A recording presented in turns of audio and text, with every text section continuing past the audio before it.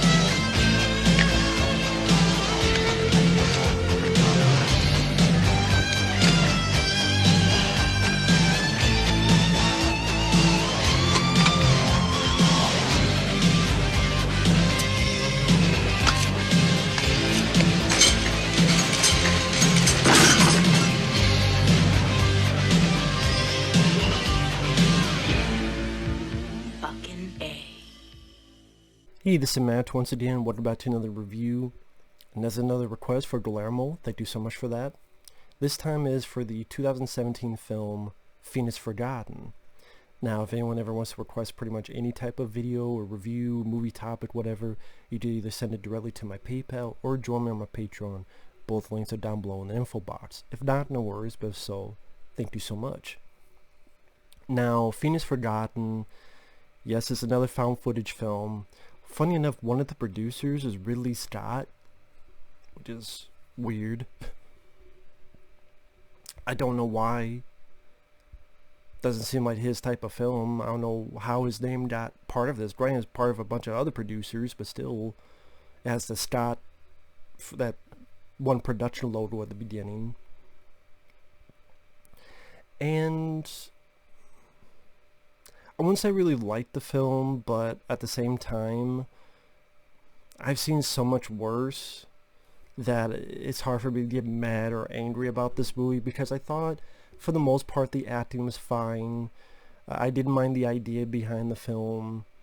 I thought the first half of the movie was more interesting. That's the thing, I would say the first 2/3 of this film, like the first hour of this film, was interesting enough, because it dealt with the real life 1997 Phoenix lights, where people saw these weird lights and what's that about.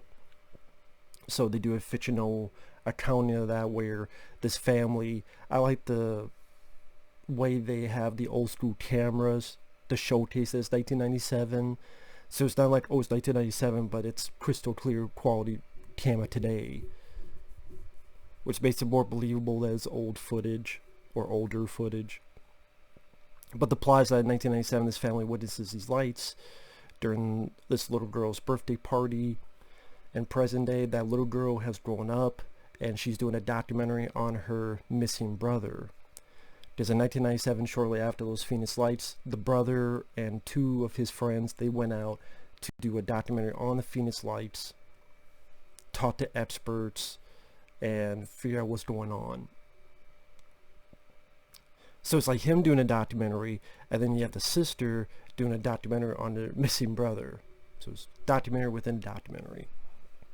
I like some of the little touches, like when she sees her brother's documentary, that starts off with X-Files music. Thought that was a nice little touch. Just someone would definitely try to do that, especially in 1997, where one of the big years for X-Files. And the acting wasn't too bad. Like her brother's documentary, the three of them are talking, two of them are talking about the movie Contact with Jodie Foster. I like that little bit. Plus, I love Contact. At times, it'll switch from his documentary to the sister in the current time, asking cops, etc., about what went on. I think that's one of the things, is that This one I didn't mind as much as others, because like the Phoenix Light, like that's a interesting phenomena that did happen. Again, the making the footage look older, touches like that I enjoyed, or the content, conversation, little details that build up to, oh hey, I'm curious to see where this goes. I mean, it's a found footage film, I know where it goes. But it didn't do something stupid in the fact of, all of a sudden the sister, she wants to go out there, and then she gets killed, and then she gets abducted too. Like, it didn't do that stuff. You know, it stayed consistent with what story it was telling. A sister did dock on her brother, found her brother's footage. It only got to a point. She's wondering, well, what the hell happened next? Can't just end here. I want to know what the truth will happen to my brother. Then sometime later, she gets a message, is able to find the rest of the footage, and then I think the last shot of her, one of the last shots is her looking devastated, and then she talked to like a military guy and came back and told the cameraman, he told us not to release this footage. And he's like, what are you gonna do? And she kind of looks at the camera, and then it cuts to this footage. So even though we know this stuff is bullshit, as we know none of this found footage is actually real, at least within the storyline, they pretended to give a fuck, as in, oh, if you want to believe this, which you're not going, but if you want to, this is how. The sister was doing a documentary. She's pretty much telling the military, go fuck yourself. I'm going to release this to show people what happened to my brother. And then not have this, well, then the sister disappeared, or the military took her, or another or the... Although there's one moment at the very end, which I'll talk to, which I'm like, what the fuck? But like I said, the first hour,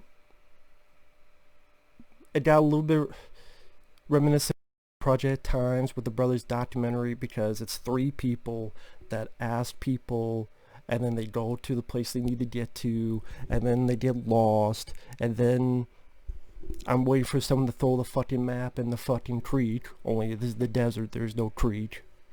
Fighting over a compass, get us home, get us home. This is the same shit you see in the Blair Witch Project. So that's what I mean, like that was more apparent in the last half hour of the film. And it just, when it was actually the sister doing the documentary and then using her brother's footage, that was more intriguing to me than, again, the last half hour. In a weird way, sort of the opposite of Blair Witch Project, where the Blair Witch Project, I was more interested in the footage, but then when they did that Curse of the Blair Witch, which is the documentary into the case, I didn't care for that at all. Well, I wouldn't say at all. I didn't really care for that for the most part. Just try the opposite. Because I think that was the thing with the Blair Witch Project. It was going to be a melding of the two. I understand. Now, granted, I don't know for sure, because for some stupid reason, no matter, even though Blair Witch Project is so fucking popular, you would think that would create a feature-length documentary about the beginnings, the making of, the reaction, the legacy, but no. You would think someone like Scream Factory or Arrow Video, I mean, there's a lot, I mean, fuck, I found someone who did a 2.5 hour extended cut by finding all this footage and putting them all together of the Blair Witch Project. How put that on the fucking disc, as rough as it is. It'd be a curiosity piece. Wouldn't cost you anything. There it is. Copy pasted. And yeah, I did find it's 2 hours, because people forget the Blair Witch Project is like an hour and 20 some minutes. This is 2 hours and 23 minutes. And I flipped through it, looks interesting. I still haven't had a chance to watch it because I just haven't had time, but it was interesting to know that someone put that effort to make that exist. Anyway, obviously I don't love the film since I'm more now talking about Blair Witch Project. But like I said, the last half hour, spoilers, spoiler starting now, is you have the footage, the last of the footage, where they're in the desert, they're fighting over a compass, get us home, they find the car, they see this light behind them following them, the car dies, they start getting nosebleeds, one guy starts hearing voices, he gets taken, and the girl gets nosebleeds, her hair's falling out, there's a light, she's taken, the brother runs to a mobile home, it gets blown apart, he gets taken. And this is the second fucking found footage film I've seen where it does a stupid thing where the fucking camera is so high in the sky, like where the airplanes are, falls all the way down. The other film I ranted on, which, that's why this is not a rant, because this is a lot better than some of them, like Alien Abduction. That's another found footage film I reviewed that dealt with alien abduction, which is way worse than this. Just at least this felt more competently acted and more interesting again with the old footage. And technically not everybody died, because you have the family, the parents, the sister of the missing brother, and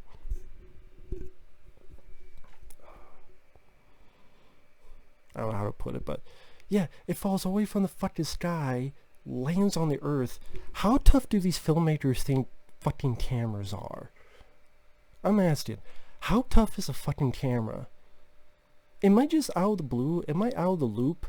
Out of the blue in this type of thinking where I'm being so weirded out that cameras can fall from the fucking sky, land, and be perfectly fine? And have footage that is usable? Am I just weird like that? Am I just strange like that? I mean, am I? Are cameras that tough?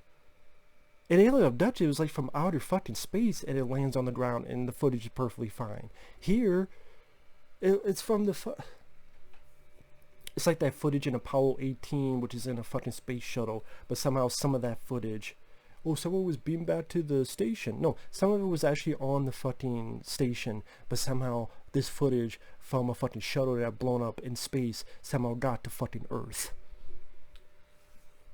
I know it's all bullshit, but sometimes parties like, why even do it then? So yeah, apparently you can drop a fucking camera from the height of a fucking, where airplanes go, and it'll land. Maybe you get a little crack on the lens, but that's it. Also, how the fuck did that footage get to this school that this one teacher or whoever found? Oh yeah, it was sent here and we put it somewhere, we didn't notice. Who the fuck sent it there?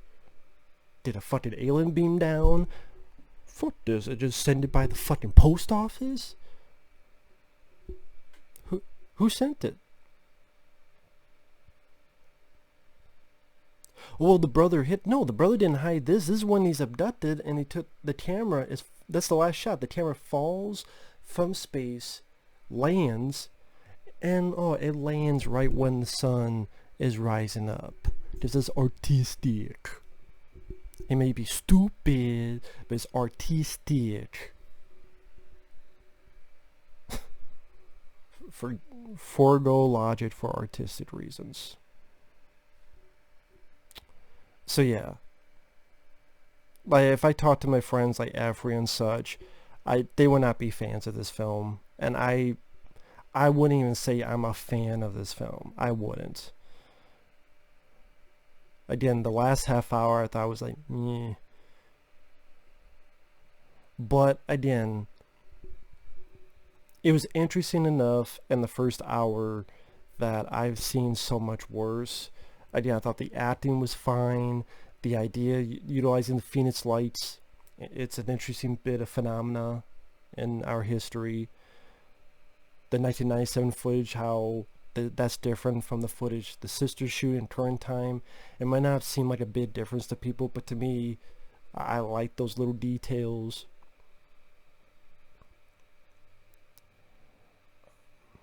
But again, by the very end, it goes to the typical found footage cliches, or lapse of logic, or like, what the fuck, like the whole bit at the end I talked about. And how convenient. It also lands. It's still working. So yeah, it still working to film a fucking sunrise. So it's not like it landed and then... No, it landed so it kept filming a fucking sunrise. Those are great cameras. Where the fuck can I find those cameras? Radio Shack? Are there Radio Shacks anymore? Are there Best Buys anymore? I guess you find them at Amazon. Man, no wonder. The Amazonian cameras. They're that fucking tough. But anyway, Fiends Forgotten. I don't recognize the director. If you're a sucker for found footage films, go for it. If you're not, it's not going to change your mind. It's just, this isn't a rant, as there's enough interest. I'm like, oh, okay. I don't mind some of the stuff, and for the stuff I just said, I just be repeating myself. But thanks for watching. Take care. We'll see you guys later. Bye-bye.